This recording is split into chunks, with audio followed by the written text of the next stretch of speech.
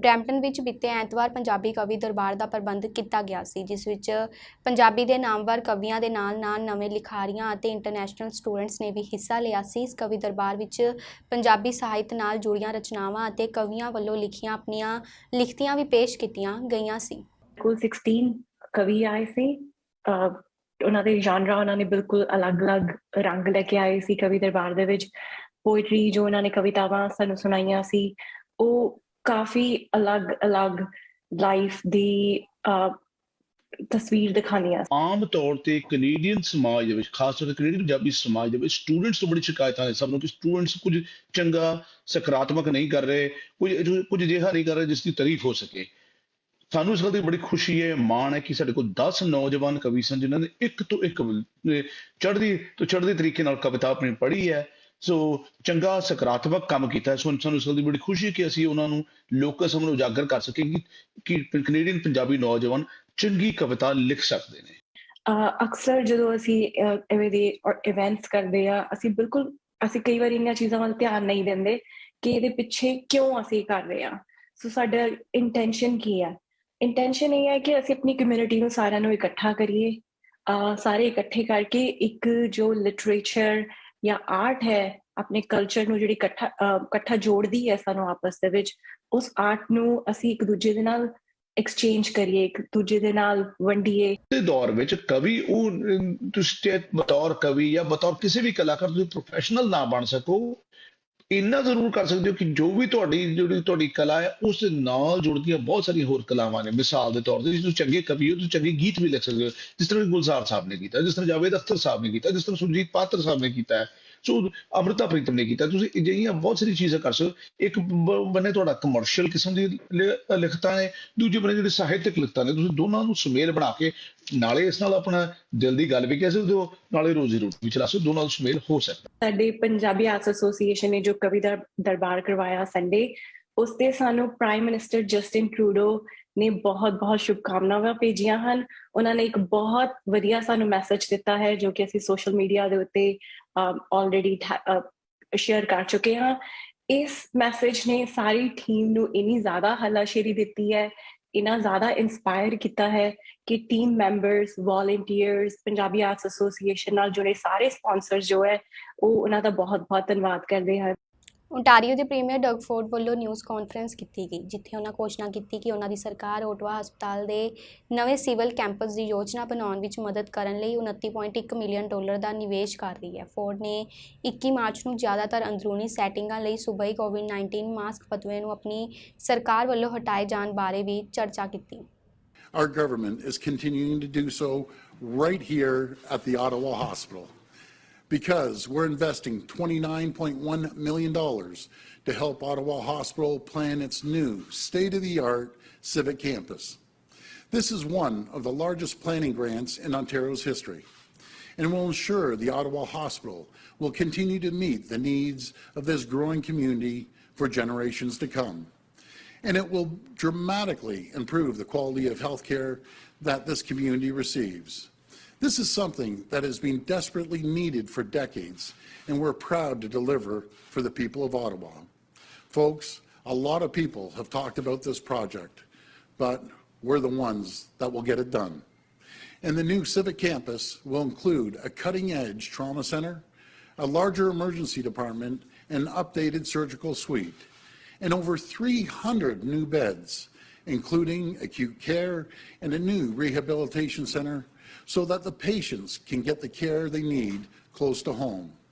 Construction on this vital project will start in 2024 and is all part of our government's mission to end hallway health care once and for all, and to ensure that Ontarians can get the care they need when they need it, regardless of where they live. Today's investment is part of our $30 billion commitment to modernize and expand Ontario's healthcare infrastructure over the next 10 years. These are not Band-Aid solutions. ਰੂਸ ਵੱਲੋਂ Ukraine ਉੱਤੇ ਕੀਤੇ ਫੌਜੀ ਹਮਲੇ ਕਾਰਨ Ukraine ਦੀ ਸਥਿਤੀ ਬਹੁਤ ਗੰਭੀਰ ਬਣੀ ਹੋਈ ਹੈ ਅਤੇ ਲੜਾਈ ਕਾਰਨ ਲੋਕ ਘਰੋਂ ਬੇਘਰ ਹੋ ਰਹੇ ਹਨ। ਇਸੇ ਦੌਰਾਨ ਬਹੁਤ ਸਾਰੇ ਲੋਕ ਆਪਣੇ ਬਚਾਅ ਲਈ ਮੁਲਕ ਛੱਡ ਕੇ ਦੂਜੇ ਦੇਸ਼ਾਂ ਵੱਲ ਦੌੜ ਰਹੇ ਹਨ ਅਤੇ ਇਸ ਕਾਰਨ ਯੂਕਰੇਨ ਦੇ ਗੁਆਂਢੀ ਦੇਸ਼ ਪੋਲੈਂਡ ਵਿੱਚ ਬਹੁਤ ਸਾਰੇ ਲੋਕ ਜਮ੍ਹਾਂ ਹੋਏ ਪਏ ਹਨ। ਅਜਿਹੇ ਲੋਕਾਂ ਦੀ ਵੱਖ-ਵੱਖ ਤਰ੍ਹਾਂ ਦੀਆਂ ਜ਼ਰੂਰਤਾਂ ਲਈ ਮਦਦ ਕਰਨ ਵਾਸਤੇ ਬਹੁਤ ਸਾਰੇ ਲੋਕ ਵਲੰਟੀਅਰ ਕੰਮ ਕਰ ਰਹੇ ਹਨ ਅਤੇ ਇਸ ਕਾਰਜ ਤਹਿਤ ਟੋਰਾਂਟੋ ਤੋਂ ਖਾਲਸਾ ਏਡ ਕੈਨੇਡਾ ਦੇ ਕੁਝ ਉਤਸ਼ਾਹੀ ਵਿਅਕਤੀ ਵੀ ਯੂਕਰੇਨ ਦੇ ਲੋਕਾਂ ਦੀ ਮਦਦ ਕਰਨ ਲਈ ਪੋਲੈਂਡ ਲਈ ਰਵਾਨਾ ਹੋਏ ਹਨ। ਹਾਂਜੀ, ਆਪਣੀ ਜੋ ਖਾਲਸਾ ਏਡ ਕੈਨੇਡਾ ਦੀ ਟੀਮ ਹੈਗੀ ਆ, ਸਾਡੀ 6 ਮੈਂਬਰ ਟੀਮ ਫਰਾਈਡੇ ਕੱਲ੍ਹ ਨੂੰ ਆਪਾਂ ਪੋਲੈਂਡ ਨੂੰ ਜਾਣਾ ਹੈਗਾ ਆ। ਜੋ ਯੂਕਰੇਨ ਦੇ ਕ੍ਰਾਈਸਿਸ ਜੋ ਚੱਲ ਰਿਹਾ ਹੈਗਾ ਆ, ਜੋ ਉੱਥੇ ਰੈਫਿਊਜੀਜ਼ ਪੋਲੈਂਡ, ਰੋਮੇਨੀਆ ਅਤੇ ਮੋਲਦੋਵਾ ਵੱਲ ਨੂੰ ਜਾ ਰਹੇ ਹੈਗੇ ਆ। ਸੋ ਆਪਾਂ ਪੋਲੈਂਡ ਦੇ ਵਿੱਚ ਜਾ ਕੇ ਉਹਨਾਂ ਦੀ ਮਦਦ ਕਰਨੀ। ਆਪਾਂ ਵਾਰਸੋ ਜਿਹੜਾ ਸਿਟੀ ਆ ਉੱਥੇ ਜਾ ਕੇ ਆਪਾਂ ਲੰਗਰ ਦੀ ਸੇਵਾ, ਕਿਚਨ ਦੀ ਸੇਵਾ ਸਾਡੀ ਜਿਹੜੀ ਸਾਨੂੰ ਸੌਂਪੀ ਗਈ ਹੈ ਉਹ ਆਪਾਂ ਉੱਥੇ ਪੂਰੀ ਕਰਨੀ ਆ। ਅਤੇ ਇੱਕ ਹਫ਼ਤੇ, ਤਕਰੀਬਨ ਇੱਕ ਹਫ਼ਤੇ ਤੋਂ ਥੋੜ੍ਹਾ ਜਿਹਾ ਜ਼ਿਆਦਾ ਆਪਾਂ ਉੱਥੇ ਹੈਗੇ ਹਾਂ ਅਤੇ ਨੈਕਸਟ ਸੈਟਰਡੇ ਨੂੰ ਆਪਾਂ ਸਾਡੀ ਸਾਰੀ ਟੀਮ ਨੇ ਵਾਪਸ ਆ ਜਾਣਾ।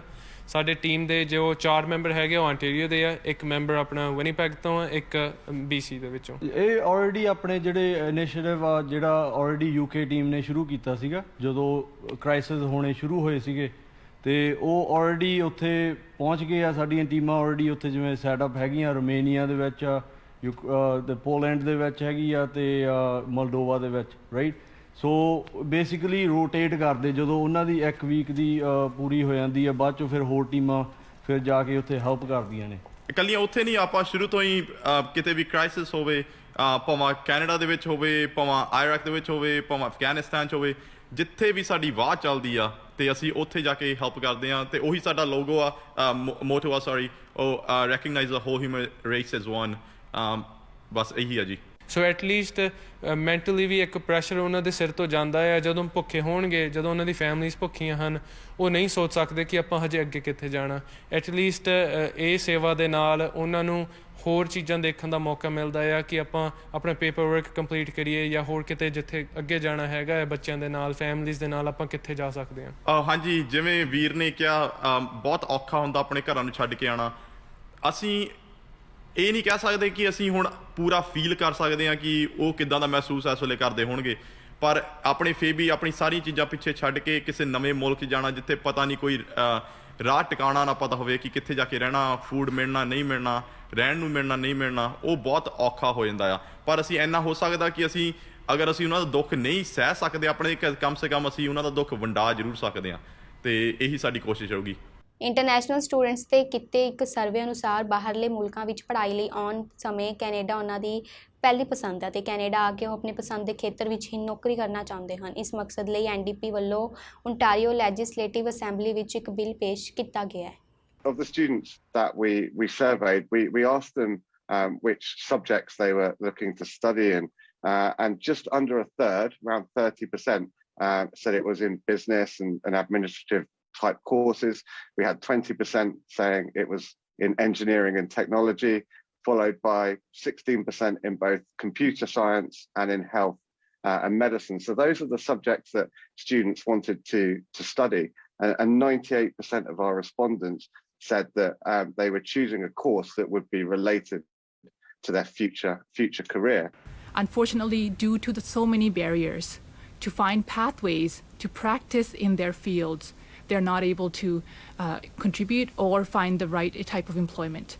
This is why we have introduced this bill after about a year and a half worth of research, consultations, and conversations we've had with so many stakeholders, with regulatory bodies, with unions, and especially people who are impacted by this, internationally trained workers from across the province. It has 2 committees that will be implemented through the bill. One is for non-regulated workers who are facing barriers in non-regulated fields, but the other committee will be for healthcare workers specifically.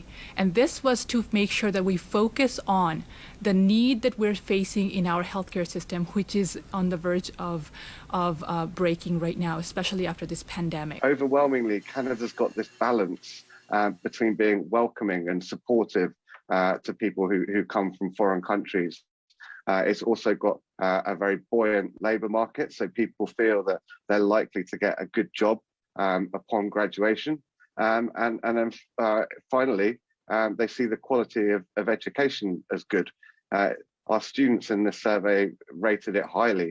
65% of students said that they picked Canada because it had a high quality of education. Calgary ਵਿੱਚ Alberta ਦੇ premier Jason ਕੈਨੀ ਵੱਲੋਂ ਪੱਤਰਕਾਰਾਂ ਦੇ ਨਾਲ ਗੱਲਬਾਤ ਕੀਤੀ ਗਈ, ਜਿੱਥੇ ਉਹਨਾਂ ਸੂਬੇ ਦੀ ਹੈਲੀਕਾਪਟਰ ਏਅਰ ਐਂਬੂਲੈਂਸ ਸੇਵਾ ਦੀ ਫੰਡਿੰਗ ਵਿੱਚ $22 ਮਿਲੀਅਨ ਦੇ ਨਿਵੇਸ਼ ਦੀ ਘੋਸ਼ਣਾ ਕੀਤੀ। ਪ੍ਰੀਮੀਅਰ ਨੇ ਆਪਣੀ ਆਉਣ ਵਾਲੀ ਲੀਡਰਸ਼ਿਪ ਸਮੀਖਿਆ ਨੂੰ ਵਿਅਕਤੀਗਤ ਵੋਟਿੰਗ ਤੋਂ ਮੇਲ ਇਨ ਬੈਲਟ ਵਿੱਚ ਬਦਲਣ ਦੇ ਫੈਸਲੇ, ਫੈਡਰਲ, ਲਿਬਰਲ ਅਤੇ ਨਿਊ ਡੈਮੋਕ੍ਰੈਟਿਕ ਪਾਰਟੀਆਂ ਵਿਚਕਾਰ ਨਵੇਂ ਸਿਪਲਾਈ ਅਤੇ ਵਿਸ਼ਵਾਸ ਸਮਝੌਤੇ ਅਤੇ ਯੂਕਰੇਨ ਉੱਤੇ ਰੂਸ ਦੇ ਚੱਲ ਰਹੇ ਹਮਲੇ ਬਾਰੇ ਵੀ ਚਰਚਾ ਕੀਤੀ।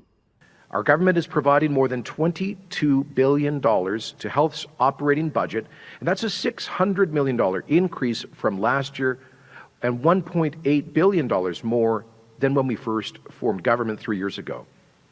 But the amount of money isn't the only issue. We need to make sure that we are getting better results. And that's why we're making important investments in key areas where there is the greatest need to expand capacity, a key learning from the COVID era. For example, the $1.8 billion expansion of the Red Deer Hospital serving central Alberta, the single largest capital investment in expanding Alberta healthcare in history. We're also boosting access to surgeries with $900 million set aside for the Alberta Surgical Wait Times Initiative, which is already working to bring wait times down for some procedures. We're investing in continuing care and home care for our elderly Albertans, as well as mental health and addiction supports for those trying to get out of the trap of addiction, while building new supports for pregnant women in northern Alberta, for example, with the new maternity centre that will be built in Lacrete. And we're investing in critical emergency medical services like EMS, now including today's historic investment in improving helicopter air ambulance services. We're committed to ensuring that all Albertans have access to the medical services that they need, whether they live in one of our big cities or in a remote rural town.